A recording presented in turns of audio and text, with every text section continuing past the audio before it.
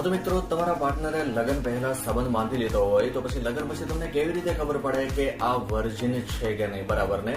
તો સાચું કહું તો અમુક લોકોને શક જતો હોય છે, કારણ કે એ સંબંધ બાંધતી વખતે ઘણું બધું પ્રકારનું નોલેજ જે છે એ સામેથી જ આપવા માનતો હોય છે પાર્ટનર, અથવા તો માનતી હોય છે. આ ઉપરાંત તે આપણને ગાઈડ કરતો હોય છે એક એક સ્ટેપમાં, બરાબર ને? તો મિત્રો, આપણને એમ લાગતું હોય છે કે આ પહેલી વખત સંબંધ બાંધે છે તો આને આટલી બધી માહિતી કેમ છે, તો એટલા માટે આપણને શંકા જરૂર જતી હોય છે. પરંતુ તમે તેના પ્રાઇવેટ પાર્ટને જોઈને, અથવા તો તેના બોડીને જોઈને, અથવા તો સંબંધ બાંધતી વખતે તમે કોઈ દિવસ અંદાજો ના લગાવી શકો, અથવા તો કોઈ પણ ના કહી શકે કે આ વર્જિન છે કે પછી નહીં. આ સત્ય છે મિત્રો, બરાબર ને?